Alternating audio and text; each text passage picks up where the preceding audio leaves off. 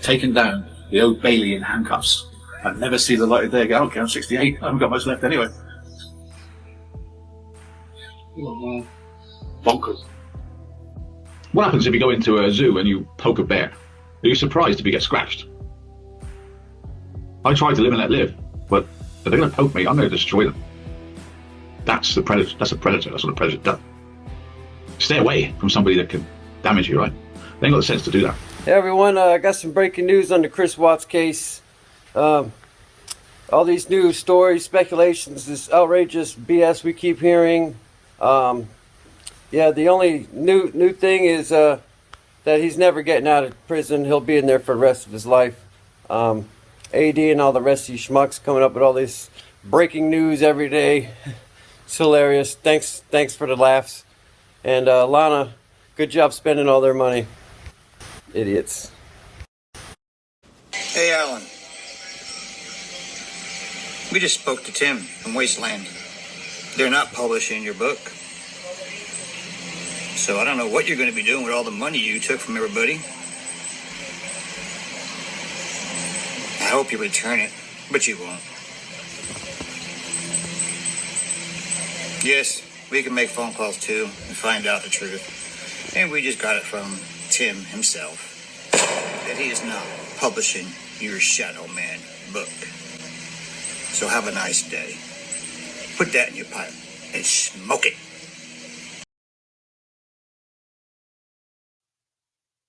Frankie Rzucek, the brother of Shanann Watts, has won his lawsuit against Armchair Detective, a YouTuber who defamed and harassed the family.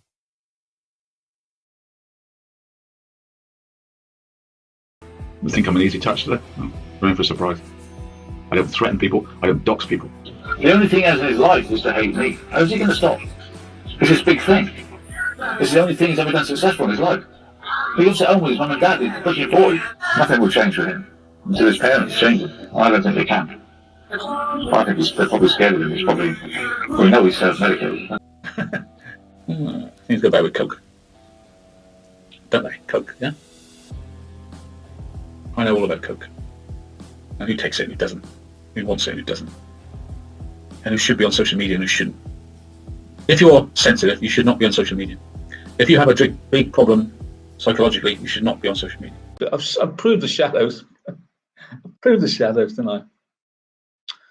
I proved my contacts by getting the information about the photo in the cell of Chris Watts. I proved I have really good sources in contact.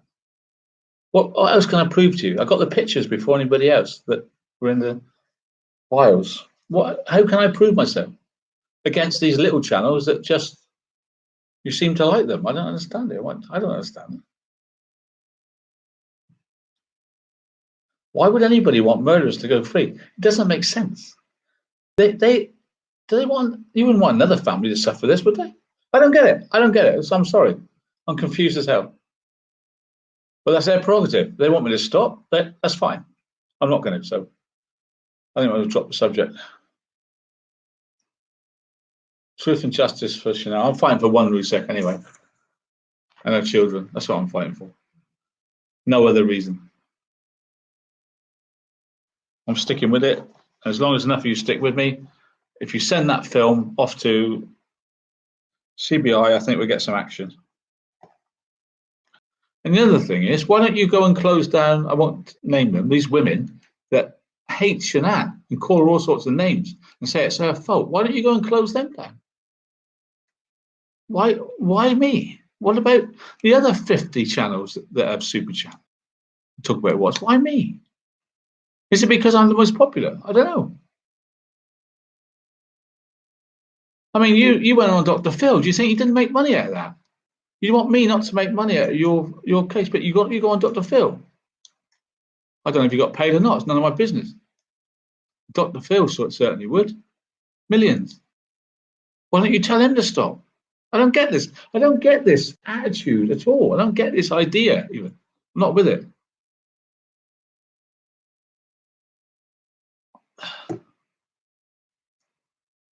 I don't know the answer. If I was the Russos, I wouldn't come on social media at all. Wouldn't touch it. Would not go near the bloody thing. I don't see other parents coming on to social media. Can't win on social media. Frankie knows. He's probably had death threats on social media, haven't you, Frank? I bet you've had death threats, haven't you? Because that's the way people are on YouTube. I get it all the time. I like to be Frankie's friend. I really would. I'm coming out in Colorado. This is the statement from Frankie's attorneys. Taking down a conspiracy theorist, how we won the first UK case to shut down a harassing YouTube channel. For far too long, social media has given free rein to individuals who exploit grief, tragedy, and real-life suffering for financial and personal gain. Conspiracy theorists, in particular, have built entire platforms around spreading misinformation, twisting the truth, and inciting harassment, all while being rewarded with views, ad revenue, and an ever-growing audience. On February 26, 2025, we changed that. The High Court ruled in our favor in the case of Rzucek versus Vinicombe, marking the first time in UK history that a conspiracy theorist has been forced to shut down a YouTube channel due to harassment and defamation. This wasn't just about winning a lawsuit. It was about proving that victims of online harassment have legal recourse, that social media abuse has consequences, and that people cannot use platforms like YouTube to terrorize innocent families.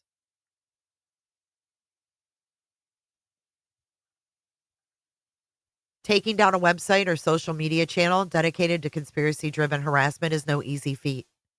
For years, platforms like YouTube have been slow to act, even when clear violations occur. They often hide behind free speech arguments, despite the fact that targeted abuse, defamation, and harassment are not protected speech. They are legal violations. Even when channels spread dangerous misinformation, tech platforms hesitate to act, fearing backlash or accusations of censorship. As a result, people like Alan Vinicombe have been able to operate freely, creating false narratives and amassing large followings of like-minded individuals who continue their harassment campaigns beyond the screen. This case proves that shutting down a harassment-driven online presence is possible through legal action. While social media platforms may hesitate, the courts do not. We forced a conspiracy theorist to face real-world consequences for online behavior that was as damaging as any real-world crime.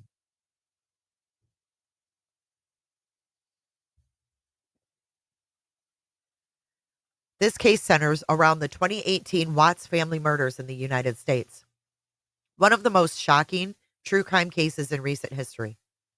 Chris Watts murdered his pregnant wife, Shanann, and their two young daughters, Bella and Celeste. He later confessed in full and was sentenced to life in prison. For Shanann's family, the Rzuceks, the nightmare didn't end there. Instead of being allowed to grieve, they were subjected to relentless online abuse. A wave of conspiracy theorists emerged, claiming the murder was staged, and that the grieving family members were complicit, and that they were somehow actors in a grand cover-up. Among the most aggressive figures behind this campaign was Alan Vinicombe, a UK-based YouTuber. He made live stream after live stream, spending hours each day ranting, accusing, and inciting his audience to attack the Rzucek family online. His reach extended far beyond YouTube. He encouraged his followers to harass the family in real life, to make abusive calls, to send hateful messages, and to flood social media with defamation. When the family sought legal help, he escalated his attacks even further, turning his attention to their supporters and legal team, including myself and the lawyers at Cohen Davis. He weaponized his online following to orchestrate false reports against us, bombard our offices with emails and calls, and spread fabricated claims designed to undermine our legal efforts. But we refuse to be intimidated. Bringing a YouTuber to justice for this level of harassment is far from straightforward. One of the biggest challenges we faced was YouTube's reluctance to act. Despite clear evidence that Vinicombe was using his platform to spread dangerous misinformation and encourage harassment, the company did not immediately shut down his channel. Legally, the process was also far from easy. The court gave Vinicombe 4 separate opportunities to present a valid defense. He failed every time. Instead of using the legal system to defend himself, he continued to abuse it by attacking the very people trying to hold him accountable. But through it all, we stood firm. Thanks to the incredible generosity of the public, we were able to crowdfund essential legal costs to fight this battle. Thousands of supporters donated, some even giving their children's pocket money, just to ensure justice was done. When the funds ran out, we kept going. My team at Cohen Davis Solicitors, including the outstanding Felice Kiani, refused to abandon the case and continued to fight on a pro bono basis. And with the expertise of Gervais DeWild, an exceptional barrister who took time from representing high-profile clients to stand up for justice, we won. Spreading conspiracy theories at the expense of innocent victims is not just unethical, it's unlawful. The court's ruling is a watershed moment for online harassment. For years, conspiracy theorists have hidden behind social media anonymity, believing that the law does not apply to them. This case proves otherwise. It establishes that spreading conspiracy theories at the expense of innocent victims is not just unethical, it's unlawful. Social media harassment can have real-world legal consequences, and that victims do not have to suffer in silence. Justice is possible. But more than anything, this victory belongs to every person who has ever been harassed online. It proves we can fight back. What's next? While the court has ruled in our favor, the case is not quite over. We now await a final hearing to determine the legal remedies, costs, and restrictions that will be placed on Vinicomb going forward. But the biggest battle has already been won. A harassing YouTube channel has been shut down. A conspiracy theorist has been held accountable. And online harassment victims everywhere now have a precedent to fight back.